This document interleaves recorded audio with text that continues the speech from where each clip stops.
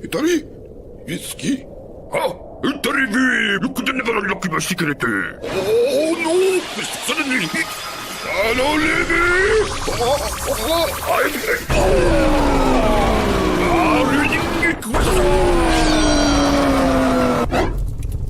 Let's begin. Indeed.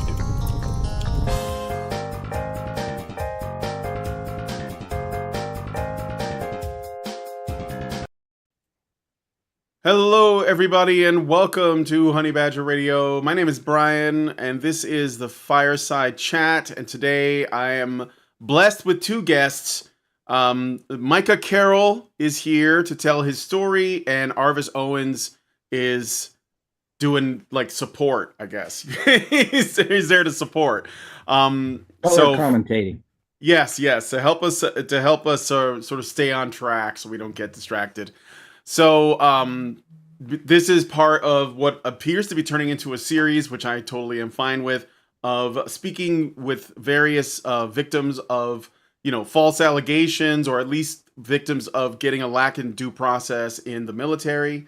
And so we're going to hear Micah's story. So first of all, welcome to the show, both you guys. How are you guys doing? Doing well. Thank you for having us on. I really appreciate it. Yeah. All right. Thank you for having us. Yeah.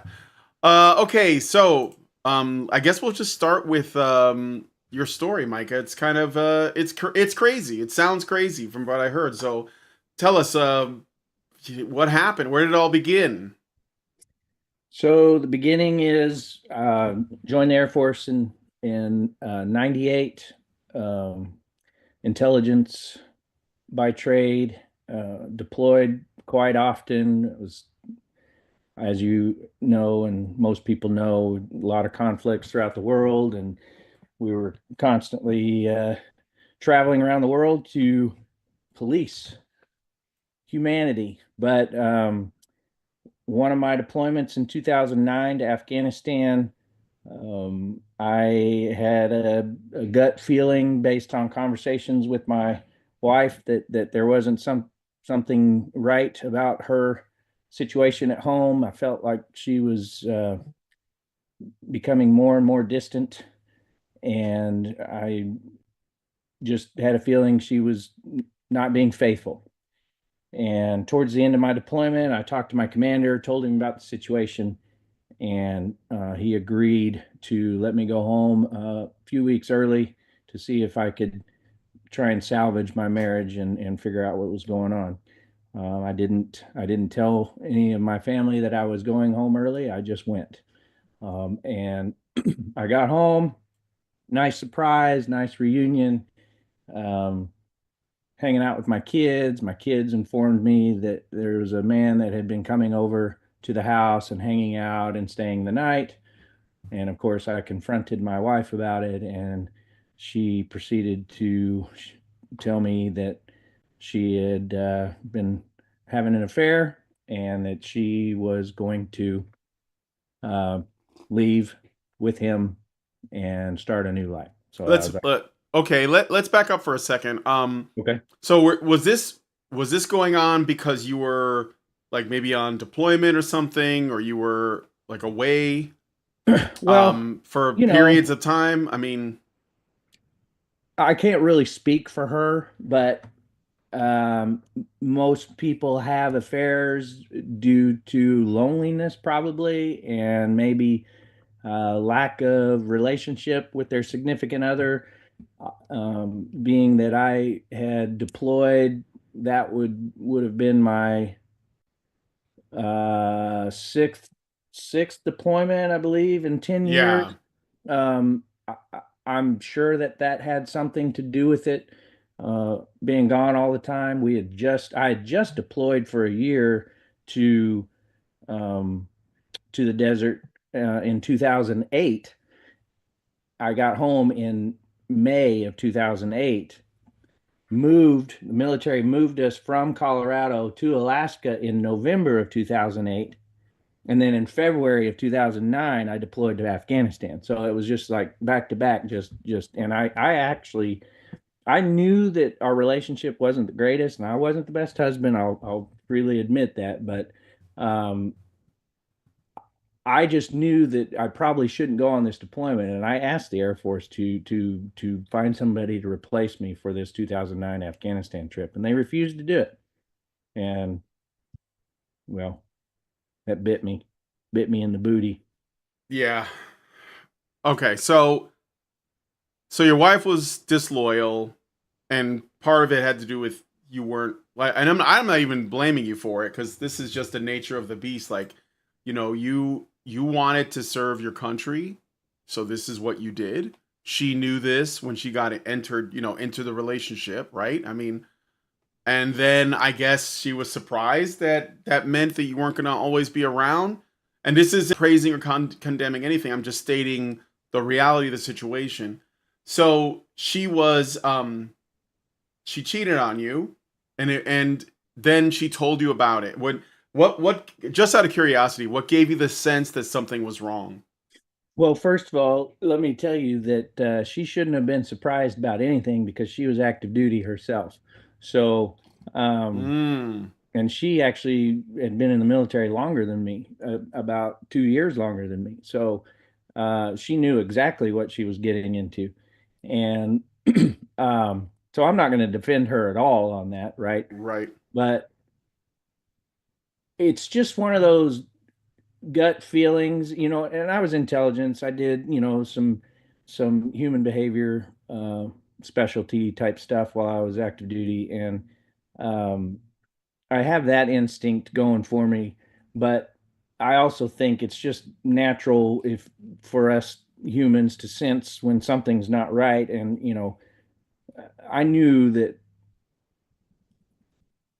our relationship prior to this deployment is pretty normal. We had a pretty good relationship. We're both athletic. We both had the same aspirations, the same goals in life. Both, loved to snowboard, and I mean, we just had a good connection.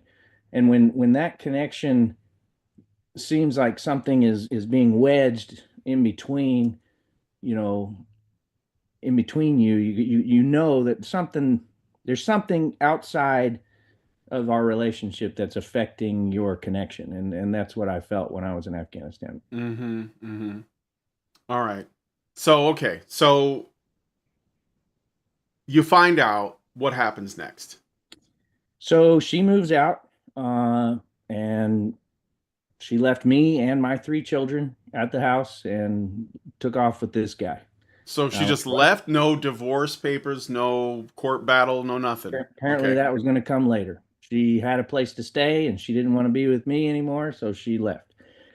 Well, for whatever reason, that only lasted a week and a half, and she came back and she said, "I've changed my mind. You are the man that I want.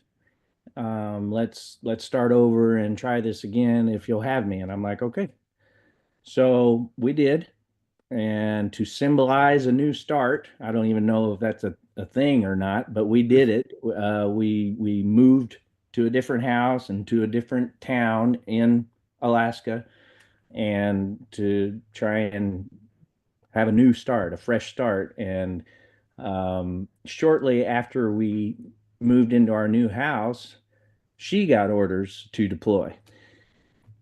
Well, that um, really disappointed me because the man that she was having an affair with was in her unit and he was to deploy with her. And I just wasn't going to allow that to happen.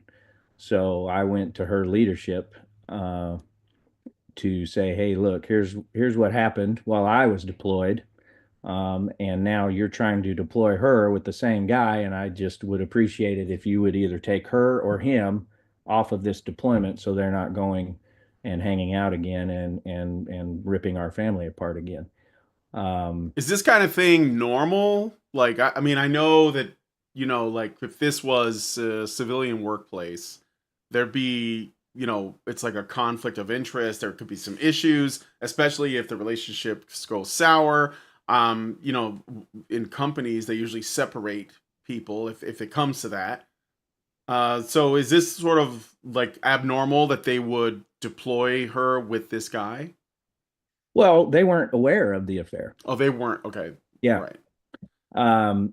And Was it a good idea for me to go to her leadership? I don't know. Looking back, it really didn't do anything. I actually kind of got in trouble a little bit from my leadership for doing that. I didn't get any type of um, paperwork of any kind. They just kind of scolded me like you shouldn't have done that. Obviously, my wife was not happy that I did that. Um, in the end, however, Nick was his name. He ended up getting taken off of the deployment. I don't know if that had anything to do with what I did or some other reason, or he felt bad because I did have some confrontations with him. Maybe he was like, maybe I shouldn't do this to this guy anymore. I don't Mm, know. But he didn't go on the deployment, and that made me feel better about her deploying to Guam at that time. Yes. yeah, yeah. All right. Okay. So you took her back, and then this deployment thing happened. Did you take out of curiosity again, because we do talk a lot about this stuff. Did you take her back because you, and if you don't feel comfortable answering this question, I understand, so you can just tell me. Um, did you take her back because you thought that you could make it work for your sake, like you wanted her back, or did you do it because there were children involved and you felt that, for the kids, because a lot of people do that where they have problems in their marriage, but there's children and they're like, we got to stay together for the kids, and they make it work that way. Do you know what your impetus was, or hers So for that matter? yeah, so I am a believer in Jesus. I am a Christian man. I believe in grace and mercy and forgiveness. And I don't, I try my best not to be a judgmental person. And because of those beliefs and values, I knew myself. Was and am not a perfect person. I make mistakes all the time. I I loved her. I really, truly did. And it was obviously extremely hurtful what she was doing, but I believed 100% that if we came back together and did things the right way, we could reconcile and have a healthy marriage, healthy family life moving forward. That was my mindset. Sure. Um, and I convinced her. I suppose I convinced her of that, or again, I really don't know why she came back. I don't know what her mindset was, or Nick's mindset, or why they decided to split. I don't know.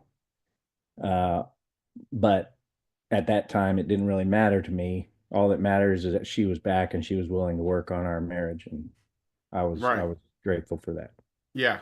Yeah. at the time. All right. So you get back together, and she's like back on her, like back doing the things that she was doing before. Is that what happened? So while she was deployed, Mm-hmm. um, that same behavior was kind of there.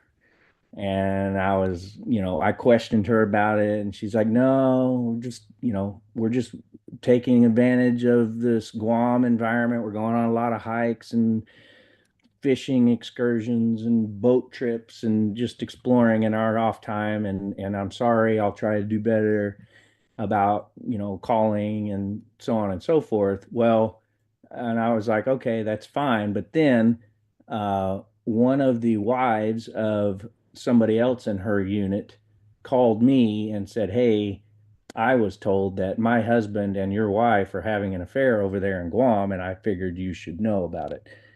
And of course, that just threw me for a loop. And Mm-hmm.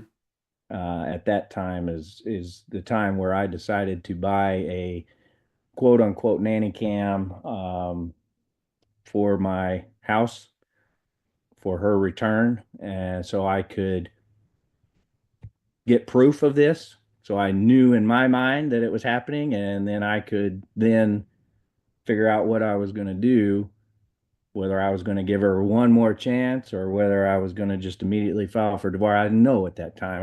I wanted proof first, Mm-hmm. my own proof. And then if I did decide to get a divorce, then I would have, this evidence that of multiple affairs, and I could take it before the court and get full custody. This is what was going on in my mind.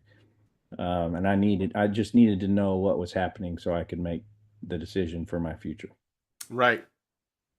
So you got a nanny cam. It's sort of like a hidden camera, and It was and you set it up in like the in my bedroom. bedroom. Yeah. And then it was sort of like what, wait and see kind Yeah. of a thing. And Yeah. I would check it, once a week, once every 2 weeks, something. Whenever I got the opportunity, Mm-hmm. I would check it. And Okay. somewhere in the summertime of 2010 is when I saw that she had brought a man into the house. Now, this was a motion activated still photo camera. It wasn't a video recording type of camera. It just took photos. And I took that and confronted her with it. And of course, she was denying it. And she didn't know, obviously, that I didn't tell her that I had a hidden camera. I just said, "Hey, are you still having an affair? Are you talking to anybody? What's going Yeah. on?" She denied it the whole time. And then she started leaving. I'm going to the grocery store, but instead, the grocery store was, a couple miles. She would be gone for 3 hours,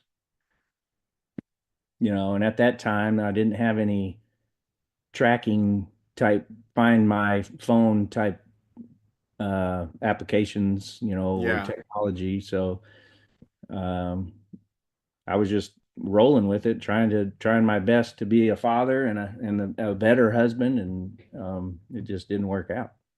And she eventually filed for divorce. I believe it was in September of 2010, and we moved forward with divorce, and I moved So out.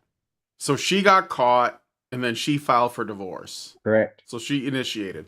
And when she got caught, what were you hoping for in terms of like an outcome? Were you just hoping that she would just be like, "Yeah, that's me. I did it. I'm sorry."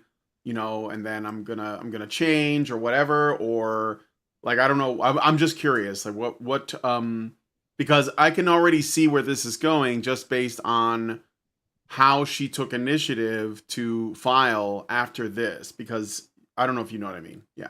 Yeah, I do. So I was kind of taken back when she told me she wanted to get a divorce. And I w- I guess you could say I was still fighting for the marriage. I was still of the belief, and I loved her that much that we could still figure this out. There's something that wasn't right, whether it was me or whether it was her. Something wasn't right that we needed to fix, and if we could just fix that and come back together, then we could make this work. And I'll be honest with you, I see things a little bit different now. Staying together in a marriage for children was not my mindset at that time. I was more concerned about what I wanted, and I wanted to Mm-hmm. be with her. I wanted my wife. I wanted my family whole and together. Um, I wasn't thinking I need to save this. It's the best thing for my children. I mean, that was part of it, but that wasn't the main thought going through my mind. Sure. I was devastated. I love that woman. And Mm-hmm. um I just I think that for her, and looking back and going through all the counseling sessions and talking to my mom knew her really well. Uh she was very selfish and self-centered. Um person, and I believe that played a large part as to why she was doing what she was doing, because she was all about her and what she wanted in life. And was she a good mom? Yes. Was she a good wife? Mostly. Um, but Arvis is shaking his head down there. now that I can see back in Yeah. time, and I can look back at the chain of events and our whole 12 years of being together, she was very, very selfish human being. Mhm. And it was and I was too. Obviously, we all are to some extent, and then it takes time for us to mature as we get older, and we realize that, we need to do things different and put others before ourselves. But I think she was a little farther along in the self-centeredness than most people are at that Mhm. time in their life. So Yeah. uh, All right. So what happened next? Like, so she filed for divorce. I want to get to the part where, well, why we're here. So what happened next? so when she threw that on me is when I confronted her about what I had. Oh, okay. Your evidence, right? Yes. Yeah. And And this guy, you said it was a gentleman. It wasn't the same guy. This is like a different guy. a different Like, guy. okay, all right. Yeah. And it's still in her same unit. They were all in the same unit Hmm. together. We're on And somebody's unit, it- but yeah.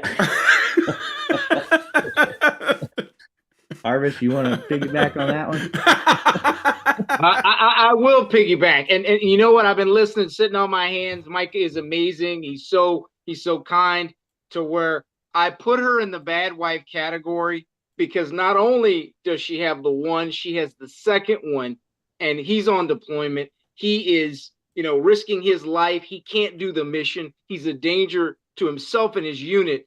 And then she puts him up for a peeping Tom violation, right? She basically mischaracterizes why the video's there. She says that he did it for sexual gratification, and they know she's had the affairs. So Mhm. I put her in the bad wife category, Micah. Well, Because of that. right.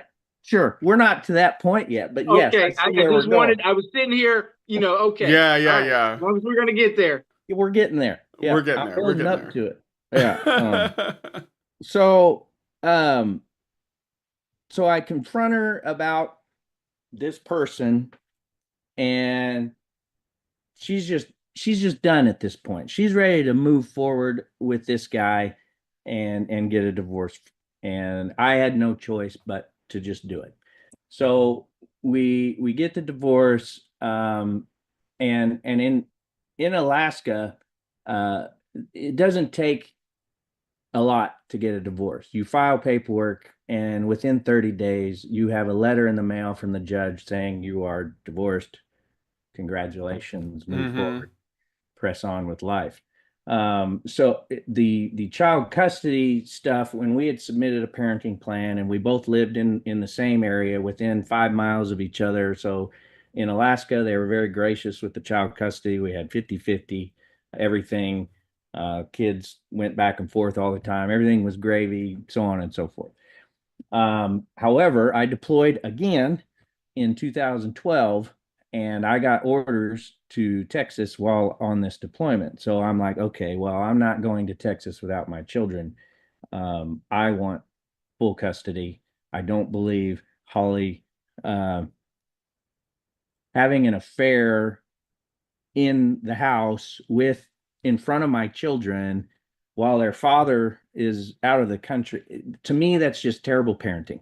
I would never do anything like that. And so I was of the mindset, I'm going to use this, uh, the fact that I caught her having an affair, and this is the second affair. I'm going to use that in court in our custody battle to get full custody of my children. And I signed an affidavit, and on that affidavit, it was a very simple sentence. I caught my ex-wife cheating on me with a hidden camera. Signed. That is what I got convicted of. Was an indecent recording under the 120 Charlie charge, whatever is that, Arvis. You'll have to help me out with the terminology. Right. So 120 is a catch-all, Article 120, and then there's a B, and C. So basically, the way I explain it is, it's the peeping Tom statute.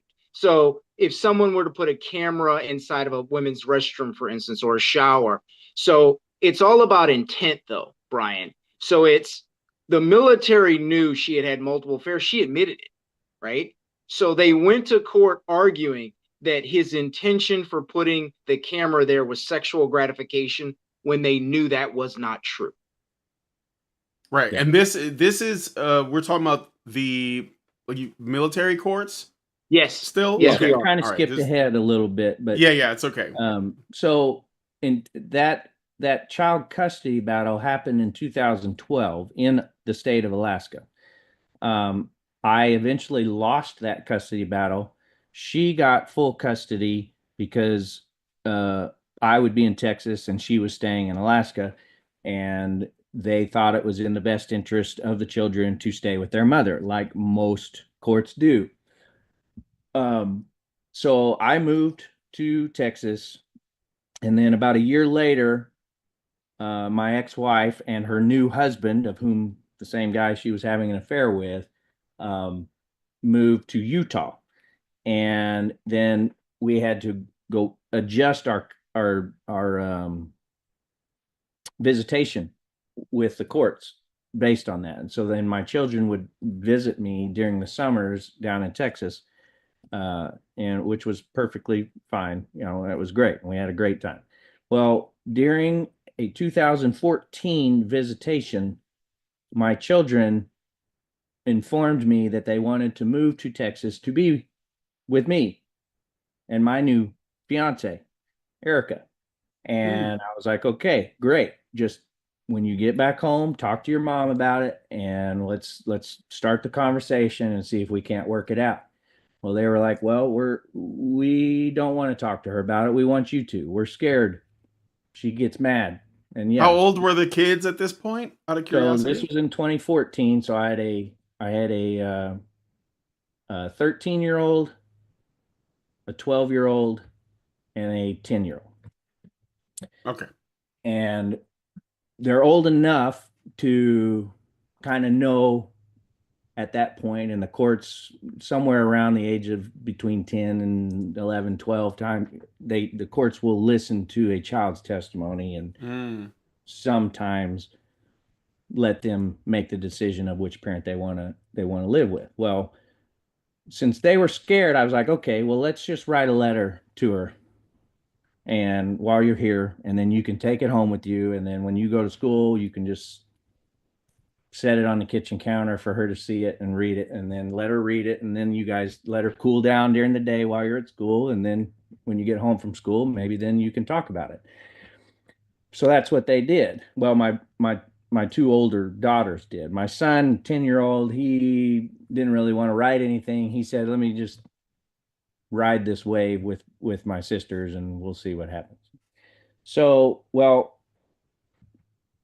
my ex-wife got mad, obviously, yelled and screamed at him, tore the letters up, threw them in the trash, and then the next day took them shopping, bought them all brand new snowboards and all kinds of stuff, and convinced them to stay in Utah with her. And then a year later, I am brought up on charges for indecent recording, and eventually convicted. And so how going, let's get to the case then. Okay. So Okay.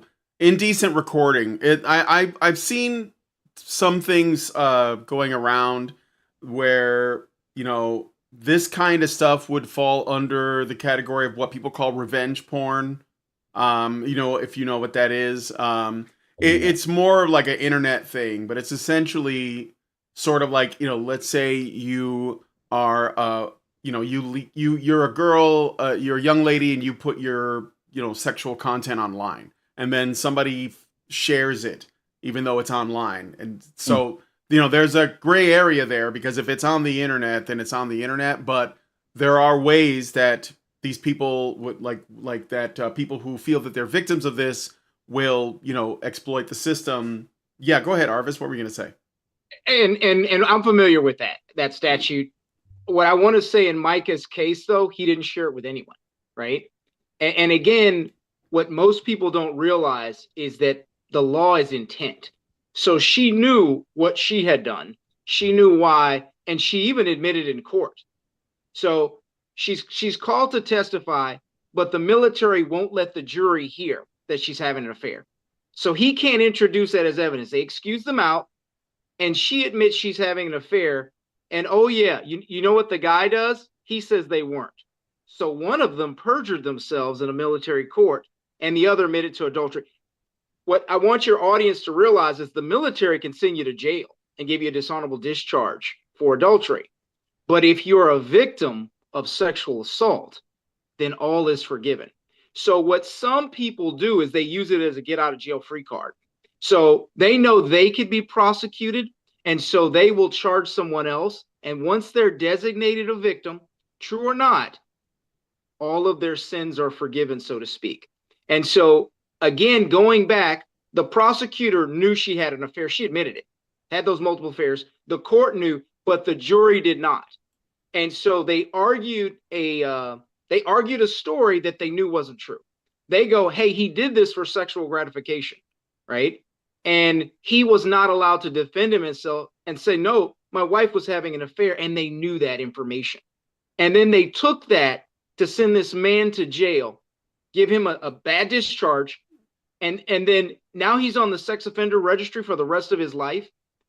I want you to find a person living in this country who believes that that's fair, that that's justice, because in no justice that I've ever been a part of is it.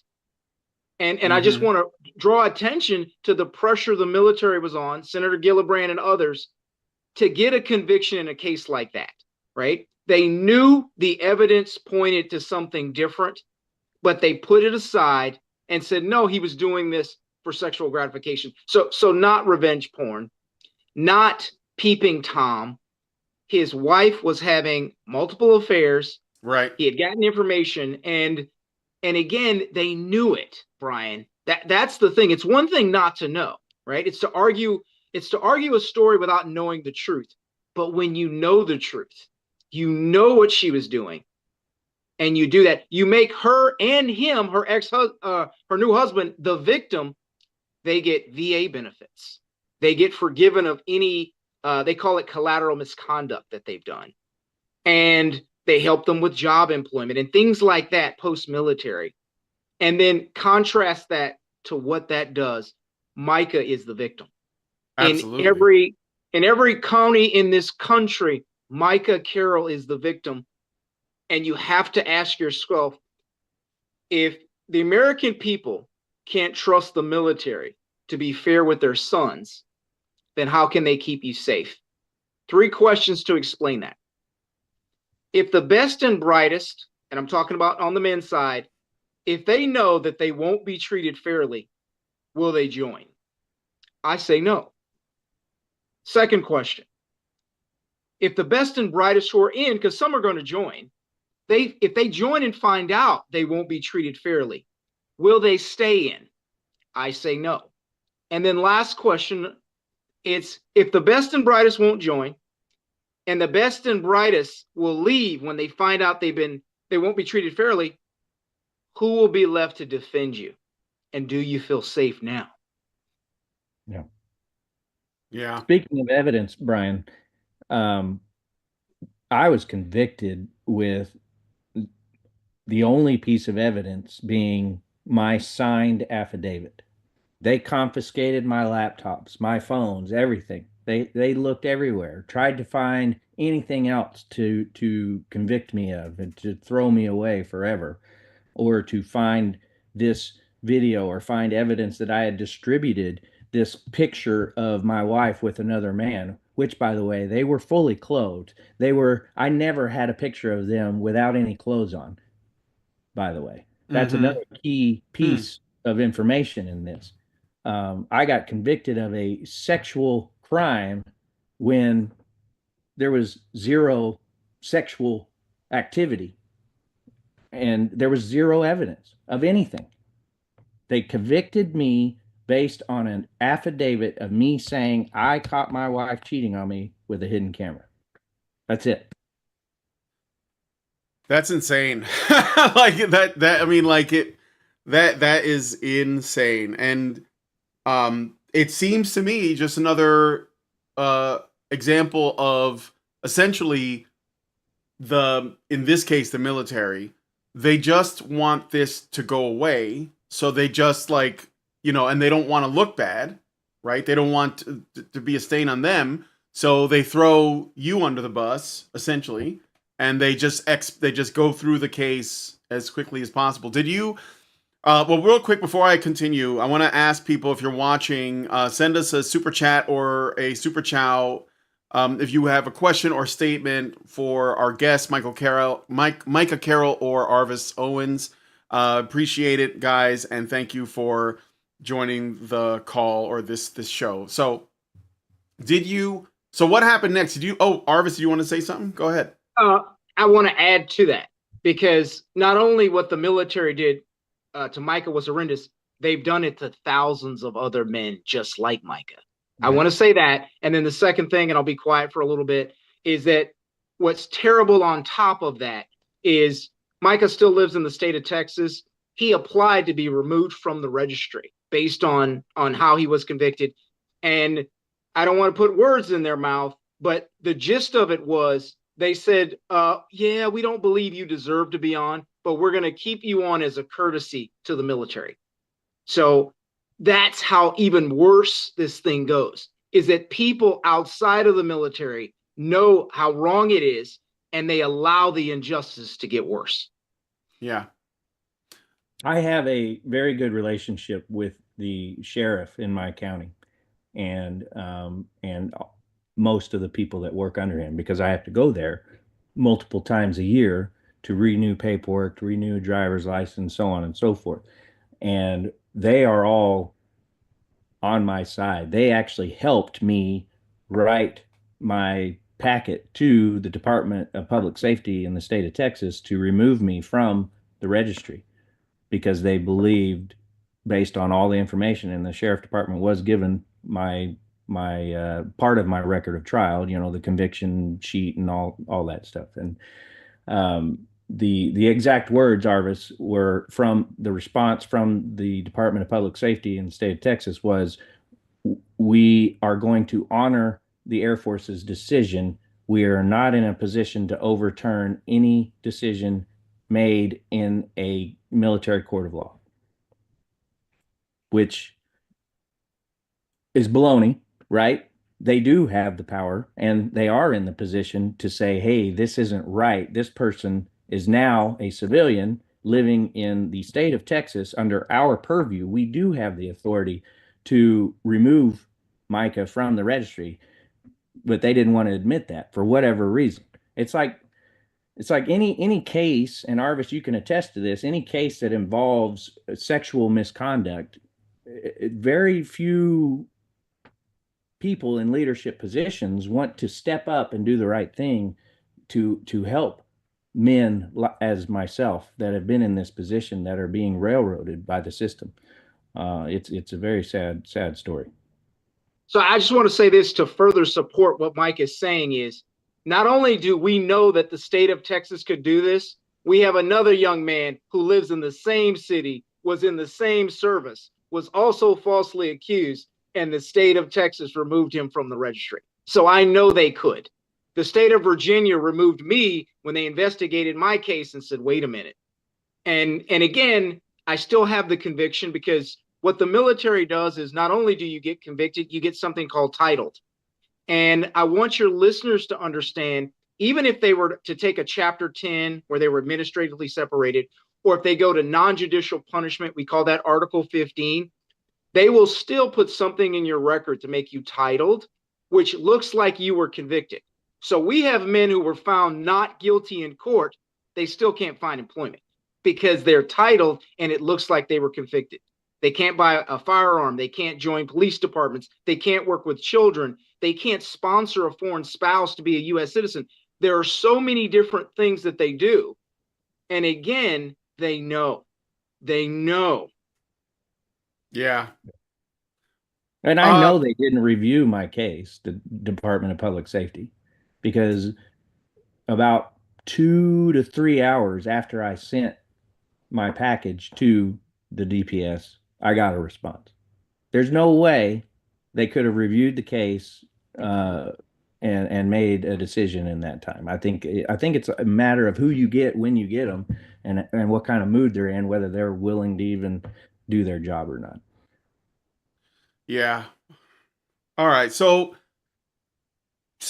what happened? What happened next? I want to get to the conviction and how fast that moved, what the standards were of evidence, and if you like made an appeal, if you've been fighting back, if you gave up, that kind of thing. So I don't remember the exact number of days.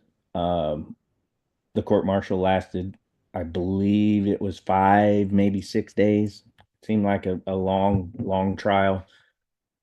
I was convicted of nine months, or sentenced to 9 months incarceration, and required to register on the sex offender registry, and reduced in rank to senior airman and given a bad conduct discharge. Not dishonorable. Bad conduct is the next step up. Not that that matters too much. The repercussions are about the same. But so I was incarcerated in San Antonio on Lackland Air Force Base in their small little jail for about 2 months, and then they transferred me to California, where I spent the next 5 months. I was released. I was sentenced to 9 months. I was released at 7 months. Got back to Texas on January 6th of 2017, and I had 72 hours, I think they gave me, or was it 48? I don't remember, but I had to report to the sheriff's office within a couple days, or there would be a warrant out for my arrest. And I had no career. I had no job. I wasn't waking up and putting the uniform on anymore. I was severely depressed, spending 15, 16, 17 hours in bed every day. My current wife was not happy about that. She was concerned, but also irritated at the same time, because I was just a blob in her house. And so this was the woman after the woman you divorced. Yes. Okay. All right.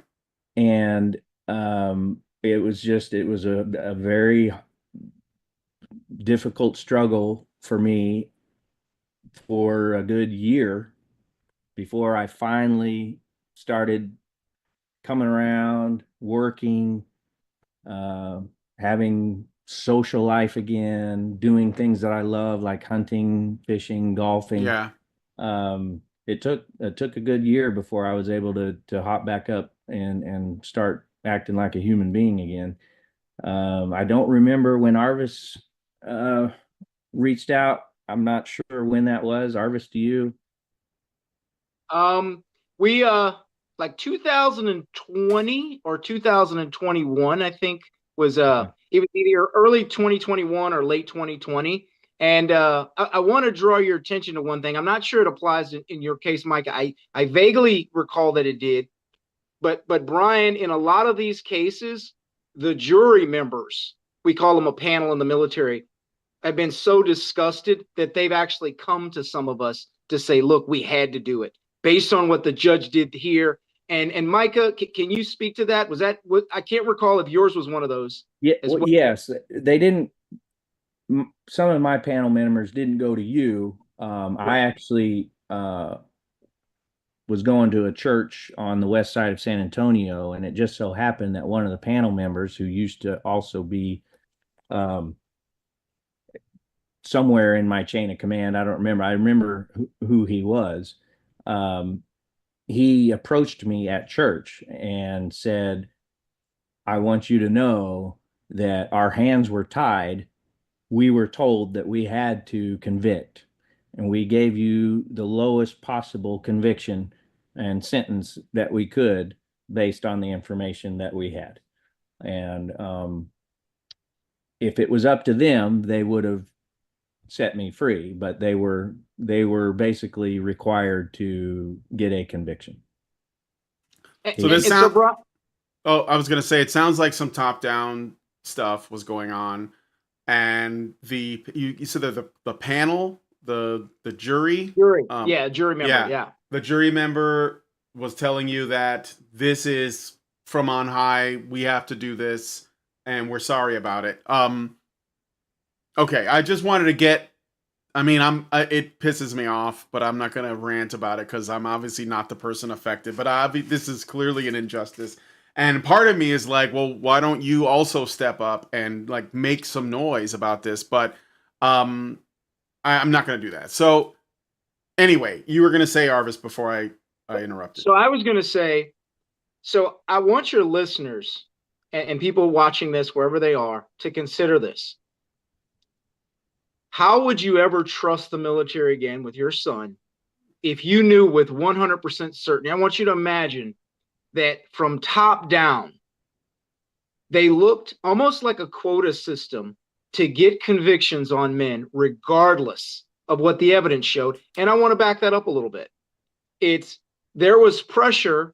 Senator Kristen Gillibrand of New York, she took Hillary Clinton's seat. She formed a coalition to change the rules. And let me just describe a little bit of what that looked like. If a commander, think admiral, general, senior officer, did not send a case to court-martial in the military, it got reviewed by the TJAG, the head JAGs. So you'll notice President Trump just fired the TJAGs in the services for review if you didn't send it. And then also on the Senate Armed Services Committee, if you're a commander going up for promotion, they reviewed your record, right? Kind of like LeBron, and saw what your record was on just sex assaults to see whether you got promoted or not. And they would pull you from the list without saying who did it if you didn't do the right thing, as well as some of these commanders got fired. And I want you to consider what that does to the rank and file, what that does to the force. And at every single level, they did this. A lot of people know what happened on university campus with the Dear Colleague letter, but they don't know what happened in the military. And this last point I'll make before I'm quiet again is something called probable cause. Now, most people don't realize it, but you need probable cause for the police to stop you. You need probable cause for them to arrest you. You certainly need probable cause to go to court.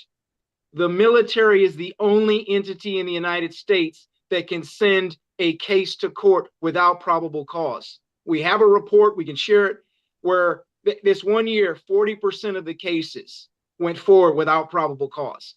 It was supposed to be changed in this NDAA that starting in 2025, and someone removed it. You don't have unanimous juries. The commander gets to was picking the pool of people you choose from. And then on top of that, you could be sent to court-martial without probable cause.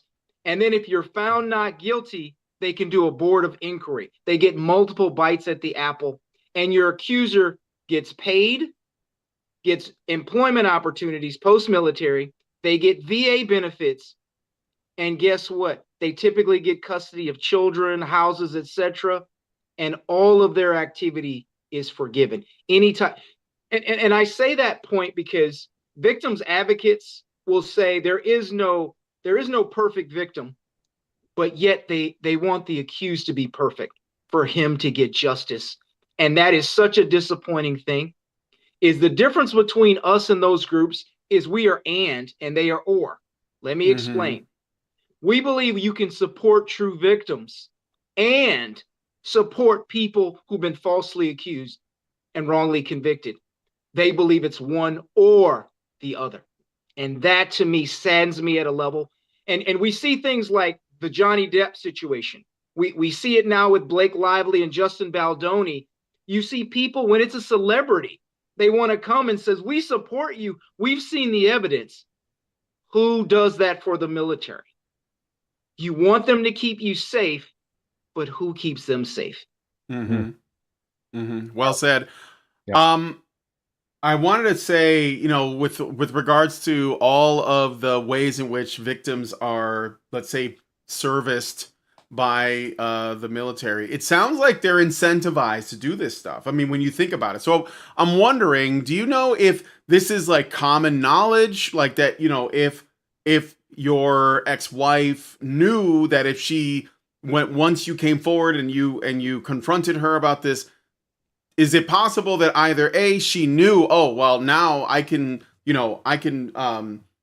come after him for these things and I'm going to get, it's like, I can't lose, right? Like I will either, it'll either be thrown out, in which case nobody's penalized, or I will win and I'll get all of this stuff and the kids, and, I don't have to look like a bad person for cheating on my husband. So it's like this saying, that I always say is that, if you want bad behavior, you just incentivize bad behavior and you'll get it.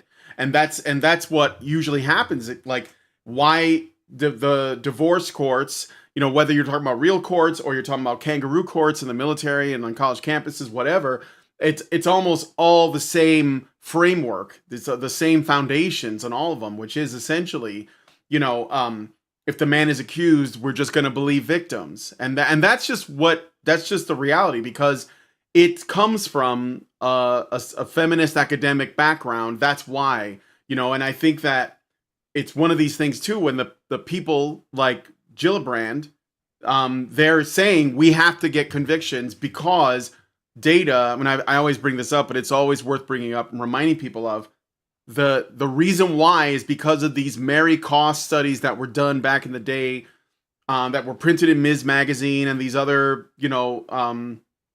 like other publications that were essentially supported by three-letter organizations like the CIA, that was essentially saying, 1 in 3 or 1 in 4 women will be sexually assaulted in their lifetime. And I know that this isn't even your case, which is even wilder, because it's not like any harm was done, but the same mindset is there. It's this, we have to get convictions because we are told this happens a lot, and we're not seeing convictions that match up with, like what is actually happening in reality. Therefore, we have to convict more so that it looks more like this, these studies. And unfortunately, innocent men, and it is men generally, are the ones that are, hurt by this. And it's just to maintain this illusion, which is of this idea of an oppressive patriarchal system. Like, we have to understand that all of this comes from a cult-like, almost religious conviction to these ideas, and real people are harmed by this. But that's where it comes from, and that's what has to be sort of like debunked, right? So, Arvis, you were going to say 2 things real quick, Brian. One, I love your point. And I was going to mention the word victim itself is one of my biggest things, is that even before any evidence has been looked at, they give them the label of victim instead of accuser. That's one. And then number 2, to your point about the statistics, they do surveys without telling you the assumptions they took to get the numbers. And I'll prove it to you. Years ago, they would say only 2% of sexual or false allegations. So in some things I looked into, it was how did they get 2%? And in some of those studies, the accuser had to admit that they lied in order. And if the evidence showed they were false accusers, that was deemed inconclusive. So at first they said 2%. They anchored you to that number. Then they said 2 to 5%, but they still anchored you to 2. Then they said 2 to 8, and now they're saying 2 to 10. And so to your point, you're right. They will use those surveys, those small surveys, without telling you how they got the number. And most people never answer the question. They take it at face value. And you end up with cases like Micah's and the thousands of other men in the military that this has happened to. Yes. So I want to ask, if you are, look, Micah, I think this is absolutely a horrible injustice that's happened. I'm, kind of seething about it, but I'm going to try to be productive. So instead of ranting about this, because I know ideologically, I know where this comes from, and that's what has to change. And unfortunately, we're trying to essentially disentangle a rat's nest that is probably older than we are. Like it's probably existed since before we were born. But I think that the more we talk about these things, which is like my primary goal is to just encourage these conversations, the closer we could get to untangling it. But what I want to ask you guys, both of you, you just mentioned, because this is all like this stuff that's happening, it's a holdover from previous administrations in terms of like that effect. Are you at all optimistic now that we have a change in, you know, like who's running things? In particular, I don't know if it's Pete Hegseth that would be like the guy when it comes to this, but do you, because the thing is, okay, this obstacle, this is like really going to be tricky, okay? What people have to be able to do, and this is hard no matter where you stand politically for most people, is to be able to see that women are capable of doing evil. Like that they're capable of doing it, okay? And that they're not only that, but that there are systems in place that encourage them to do it and tell them that they are right for using these systems because they are, you know, born into a position of victimhood, and that men at any point as a collective will, you know, oppress them again. And this is something that is embedded into us every single day, constantly, from the moment we're born. Like it's everywhere, right? It's ubiquitous. Like if you said, you know, women can be evil too sometimes, some people would be like, what? You know, like, I mean, I know it sounds wild, but so, like, for example, I think that where this is birthed from in terms of like the actual, like, say, policy, things that are written down, okay, it's an attitude that we have to change up here. But there are some, like, say, administrative or legal things that we can at least talk about. Some movements, for example, the Violence Against Women Act is like where that is an ideological piece of like magic, essentially, because violence is already illegal. So why do we have an act that's like specifically for women? And that's where these things are exploited, right? And the problem is that if you criticize that, people's reaction will be, you know, oh, you're for being violent to women. And it's like, no, I think that there's injustice baked into this because it treats this group of people as a special class, right? While claiming that they are underserved at the same time. So, okay, let me back up because I just ranted a bit. But what do you think about the current, you know, like Trump is back in office. He seems to mean business. It looks like it's a different vibe than what it was in 2016. He's going in hard for a number of reasons. He's got good people on his team that look like they have a particular focus. So firstly, are you at all optimistic? Secondly, do you have any intentions to, like, you know, be involved, like, with those people? So I'll go whoever first. wants to talk, you go first. Yeah. I'll go first, Arvis, because I know that you got a lot more to say on this than I do. I will tell you that Trump doesn't seem like he means business. He does mean business, and he meant business his first term. And now I believe, based on how he was treated during that term and after that term and during this past election, he means even more business than he did the first time around. And am I optimistic that this administration is going to help us? More so by a long shot than the past administration, for sure. Absolutely. Do I think we're going to get help? I don't know. I mean, it's just, you just never know what's going to happen. I mean, regardless why this particular campaign of ours, and Arvis, I'm sure you can back me up on this, is so difficult, is because we have to take, regardless of who you are, where you live, what kind of position you're in your career, and so on and so forth, our duty is to ourselves and our families, and we have to take care of ourselves and our families first before we take care of other people. If we always put other people first and put our career up there for people to bat around, then it's going to get batted around. And I think these politicians and these lawyers don't want to put their careers on the line to step up and help those that are quote unquote criminals of with sexual bad conduct stigma on their mind. So Yeah. it's very difficult to say whether we're going to get help or not, because there's not too many people that are willing to put their lives and their families and their careers on the line for people such as us. However, I believe in Donald Trump. I believe he doesn't have to be president. He doesn't have to do anything. He could play golf every day for the rest of his life if he wanted to, but he's not. He's trying to change this country for the better. I believe in him 100%. And I think if anybody is going to help us, it's going to be him and his administration. Arvis. Okay, thank you. Great responses. There's 3 points I want to make to kind of support you. So first question, do I believe that Secretary of Defense Hegseth and President Donald Trump more likely to help us than others? I do. I just believe with what they've shown so far, they're more likely to understand what happened and be willing to come forward because, like I said, they have experience in it. Second thing I will say, and maybe 4 things instead of 3, I miscounted, is that the hard part for them will be the American people have to be educated that this happened.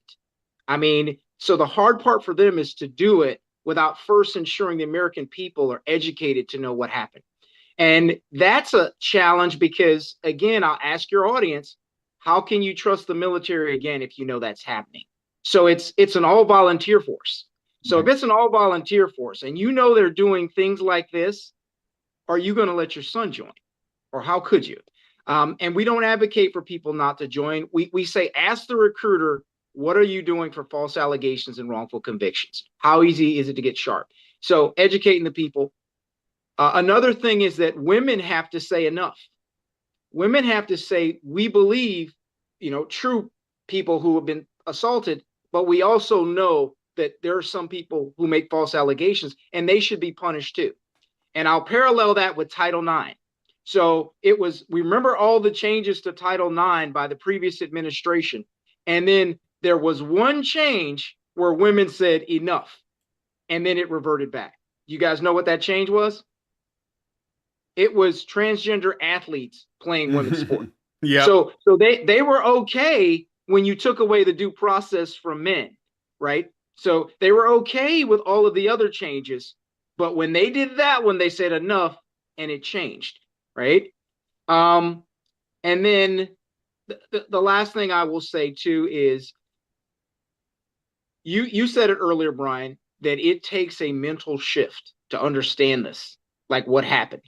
And so that is what I am most hesitant about is people understanding. And so using the military as a guide, on the one hand, they don't want to admit this, right? It's impossibly hard for them to admit this because then it would hurt the all-volunteer force. And if it hurts the all-volunteer force, you have to draft. And then tell me which politician wants to put their name on it. So, yes, I believe that Donald Trump and Pete Hegseth are more likely than anyone to do something positive for us. It will be hard, I think, even for them, because you have to educate the people or they'll just attack him for it. They'll attack Secretary Hegseth and say, why are you doing this? Because they don't know what happened. And again, women have to say enough. We don't support false allegations. We don't want to be associated with people who make false allegations. I personally believe those who make false allegations should be put on the registry. They should be punished and sent to prison for all of the time that the person was. So I know that was a long answer to your question, and I hope the answer came and was clear to your audience. Yeah, absolutely, and I agree with all of that. I think that again, it comes down to incentives. We incentivize bad behavior, we're going to get bad behavior. So we should be very careful about that. And I don't. Again, we're trying to undo a lot of programming, so it's not going to happen overnight. I do believe that it's a really simple thing, right? So the Trump administration believes that we need to have a strong military, and they're trying to make the military strong, right? They're not making it it's just like at least for the last administration, it seemed to be just another avenue to get free, transgender healthcare or whatever. And that's why people were joining, because they wanted the free stuff. And this is not what it's supposed to be. Like, if there's one thing a country has to have, it's a military to protect the people, right? So, and there are plenty of men that want to fight for the country, but they don't like the way that they're being treated by the country as it stands. And you can look at other countries. For example, I just covered in a news story yesterday where, we have this stuff going on with Ukraine and Russia, and Keir Starmer, the Prime Minister of England or Britain, is like, well, we're prepared to put boots on the ground and planes in the air, right? And it's like, yeah, but how have you been treating like the men of your country? They're not going to want to fight for you, right? And so like it's obviously, when you attack men in the abstract constantly, you demoralize them. They're not going to want to fight for your country. I mean, the United States, in the U.S. at least, the majority of men who join the military tend to be Christians. They tend to be white, and they tend to be from rural areas. That's where the patriotism is at, for the most part. And that's the group was getting the most attacked, like over the course of the last decade or so. So when we ended up in a situation where we might go to war, it's like, oh look, October 7th happened, and it's like, we need to send guys to Israel or whatever, to Gaza, and all the men were like, hell no. And they even changed the advertising to match that. I don't know if you remember, but there was like, advertising for the army, for example. Well, I think they had like this animated thing where it was about a girl and her two mothers, and it was like a pride thing, and she wanted to join the military, and it was all very like weird and woke. And then when we were actually on the cusp of war, all of a sudden it was like white dudes jumping out of helicopters, and it was like super masculine, right? So obviously they know that men, you need men to be in your military. You need a masculine military. It's just the facts. I'm sorry. It just is, right? And in order for them to have a strong military, they're going to have to like respond to that. They're going to have to essentially try to create a sense that, men who want to fight for this country deserve to be treated like human beings, like with all the respect and all that comes with. And I mean, I'm fairly certain that Trump and Hegseth understand that. So I want to get your comments on your reaction to something else, because I think that we talk a lot in today's world about lots of things going on in the world, lots of things dealing with, politics and geopolitics and race and sexuality and all that. I firmly believe that everything that we're talking about boils down to the relationship between men and women. That's it. That's where it starts from. That's the genesis, as it were. Okay. And if we don't address that, then none of the other stuff matters. Like none of the other stuff matters. And that means that we have to address men's issues and as early as birth, really. And like looking at them as people that have their unique perspective, their unique way of living in the world, their unique way of affecting the world. Like the masculine energy is all but, gone, because it's being suppressed so hard because it's seen as evil. But JD Vance spoke at CPAC recently on February 20th. Did you go to that, Arvis? Did you go to CPAC in this year, February 20th? I did not. I had another obligation. I did have a couple of people I know who did go. Okay, because I know you and I talked about CPAC like when we met up for lunch that one time. But okay, so in Maryland, he said the war on men is absolutely over. And this comment made during a speech was highlighted in posts found on X all over February. And they thought it was a very significant message. A conservative outlet called Conservative HQ reported Vance saying, quote, "I think that our culture sends a message to young men that you should suppress every masculine urge. You should try to cast aside your family. You should try to suppress what makes you a young man in the first place. And I think that my message to young men is don't allow this broken culture to send you a message that you're a bad person because you're a man, because you like to tell a joke, because you like to have a beer with your friends, or because you are competitive," end quote. So I think this is significant because for a long time, I've been doing this for 10 years. For a long time, nobody in the political space would even like approach talking about men in a way that is supportive or even sympathetic. Because it just wasn't good for their career as politicians. Like, appealing to women is how you get votes. That's just the reality. Most of them, they're more likely to vote. There's more of them, so, you know, appeal to them. And for some reason, people got this idea that appealing to women means tearing down men. So, or not talking about them at all, even though there are women who have sons and, you know, whatever. And then I think Josh Hawley, he did a speech a few years ago where he basically went on and on about men.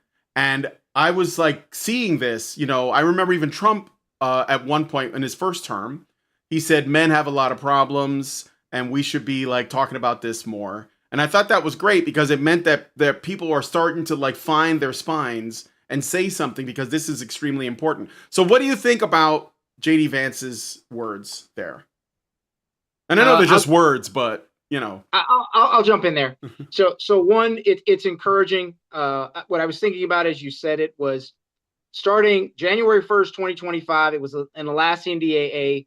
What they did was they criminalized sexual harassment in the military, that you would serve 2 years in prison and get a dishonorable discharge. So they weren't getting as many sexual assault convictions as they wanted. So they added a sexual harassment clause. And so you could be punished for sexual harassment if you look at someone for too long.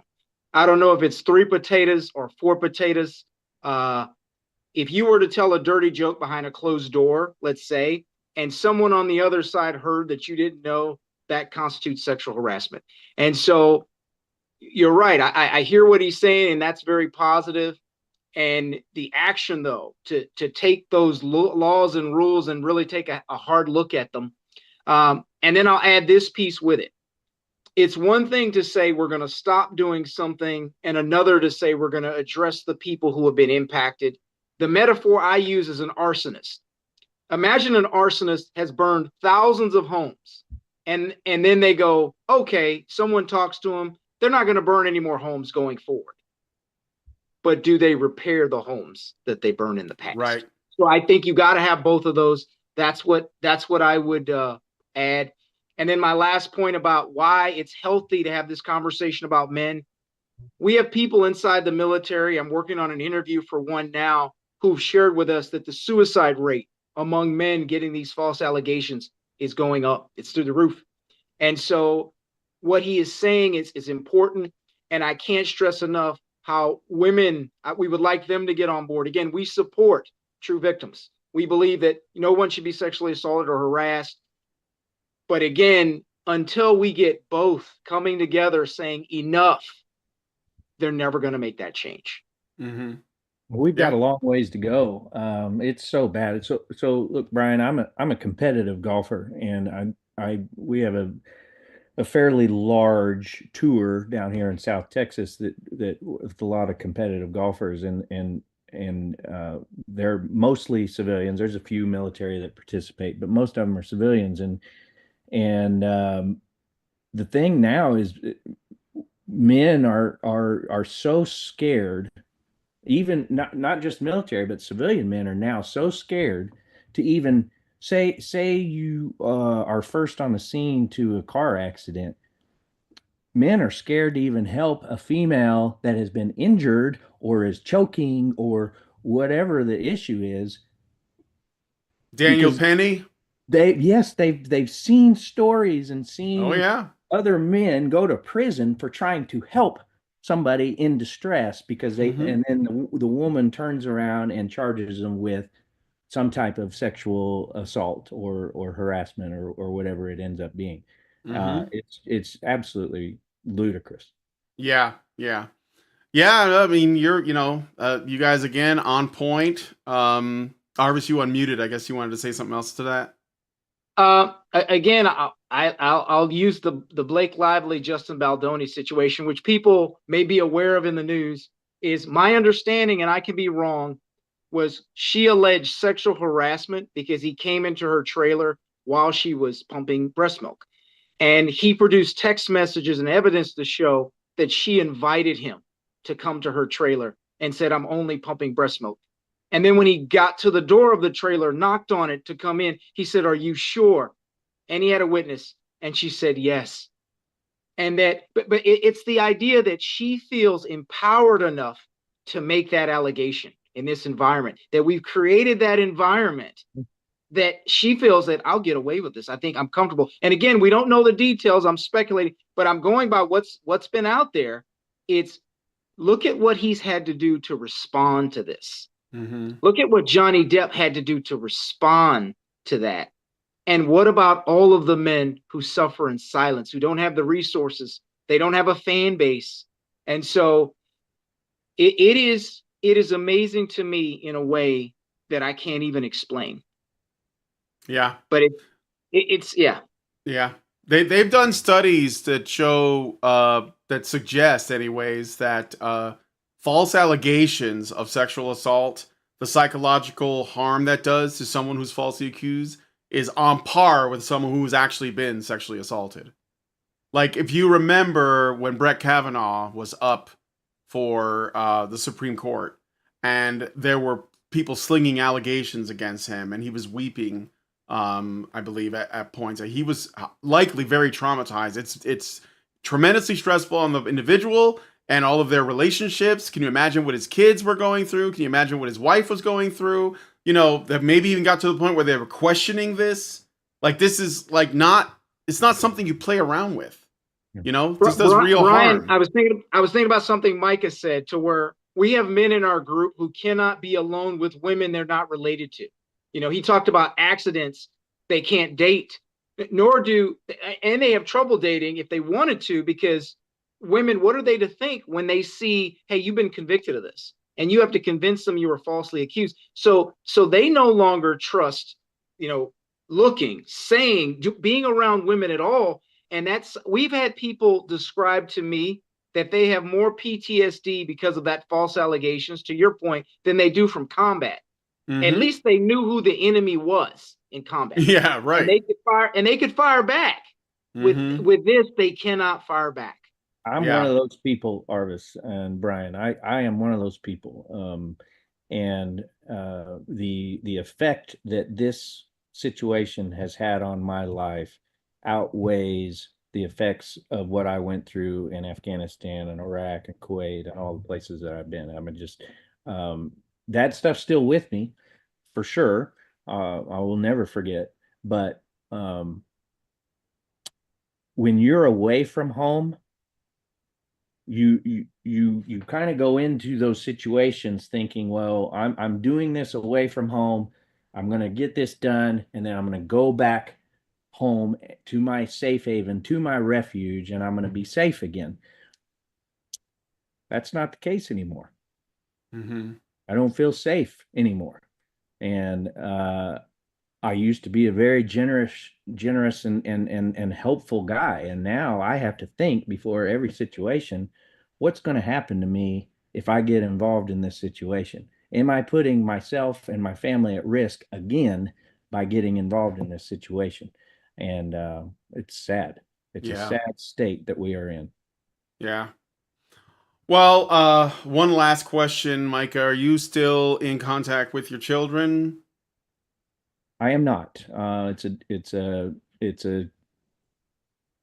constant struggle. Every year I go wherever they're living. I try to go up and try and find them and contact them and spend time with them. I send emails, I send text messages. And at this point in time, I don't even know where they all live. But I'm not giving up. I'm still searching. I'm still paying attention to social media, trying to find my children, trying to keep track of my children, and I'm not giving up hope. I want to be their father. I love them dearly, more than anything in this world, and I just hope and pray that one day we can be reunited and reconcile and put all this behind us. Do you think that it's possible that your ex turned your kids against you? or do you think that they might also be trying to find you? It is 100% the case that she turned them against me. Mm. I did spend some time with my middle child, and after all this has happened, and she informed me of a lot of conversations that took place with my ex-wife and my three kids, of how they were to see me, um, who I was, what I did, why I'm not a good person, why I'm not a good father, why I shouldn't be in their lives anymore, so on and so forth. So she definitely played a very large part. The prosecution in my case actually tried to get my children involved in my conviction, and they all three refused. So that should tell you something right there. But um, they somehow, some way, were just influenced to the extent that it's what year are we on now? 2025. So 2025. So we're 9 years later, and I still don't have a relationship with my first three children. well, yeah. I mean, I don't really have any words for that. I've always wanted kids. I can't have kids. I had cancer, but yeah, I'm sure that that's got to be really tough. Have you been on? Have you been in contact with Terrence Pop? Have you tried? I don't know if you. I know that Arvis has, but have you, Micah, been on his show or spoke to him? I have not. Oh, it might be worth checking out. Go ahead, Arvis. So I was going to answer that. So what Terrence has asked about other cases, so I submitted to him a list, and we're working through that now. Terrence has been absolutely amazing. His show is also incredible. So thank you for that connection. So he has a summary of Micah's cases as well as several others, and we're Yeah. going through there. He has been a tremendous supporter. If it's okay, Brian, I was gonna make a quick ask of the audience, if I can do that. Yep. So, one, if you could please share this show to everybody you like and even people you don't like, Yeah. and have them share it and keep sharing it, we would be appreciative because this word has to get out. Number two, we have a petition, www.change.org/unjust UCMJ, where you see my case, Micah, several others, and we reference the thousands of other people who are part of this in the comments, and sign and share that as well. And if you know politicians, media personalities, if you will please get them this video, we have more people who are willing to come forward, and we want to thank you for sticking with us and listening. And again, Brian, thank you for having the courage to put this out, because a lot of people I found out get funded by the military, a lot of media sources, a lot of nonprofits I had no idea, ones I grew up trusting my whole life. They get extensive federal funds, a lot of it from DOD. They will not put this story out because they believe it'll jeopardize their funding. So Yep. thank you again, and thank your audience. Yeah. Thank you, well, Micah. Thank you, Thank Micah. you. Yeah, thank you, Micah, for coming and sharing your story, and thank you, Arvis, for just like introducing me to these fascinating people and their wild stories. And I just hope that this will have an impact at some point. I think it is. I think that people are seeing this stuff, and eventually it's going to get to the right person, and they're going to basically be like, hey, we need to do something about this. So we'll just keep on swinging as as it goes. So we're gonna wrap it up here. This has gone a little bit longer than normal, but I'm okay with that. It's fine. I thought it was worth doing. Again, Micah, do you have any final words before I wrap it up? I just want to reiterate what Arvis has touched on, that listeners out there that think that my story is appalling. There are, and during my time when I was incarcerated and after, I have met some amazing men that have similar, and in a lot of cases more appalling stories than mine. And I am just, I'm still emotional about it. And I've grown to love these men, and I want this show, my story, to just help propel this situation and bring light to what's going on. And so all of these men that are affected by these false allegations can have some sort of relief down the road. This is why I'm doing this. Thank you, man.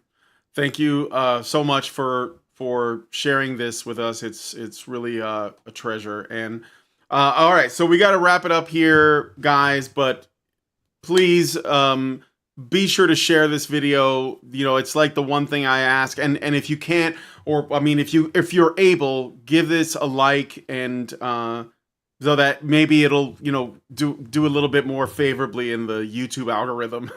So anyway, if you guys like this video, please hit like, subscribe if you're not already subscribed to the channel, hit the bell so that you can be notified when our streams go live, and leave us a comment. Let us know what you guys think about the story. There are links that we just talked about, the change.org, and all that is in the description of this video. And share this video once again, because sharing is caring.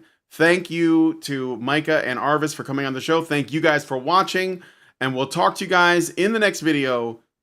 See you later, guys. Men's rights activists are machines, dude. Okay? They are literal machines. They are talking point machines. They are impossible to fucking deal with, especially if you have like a couple dudes who have good memory on top of that too.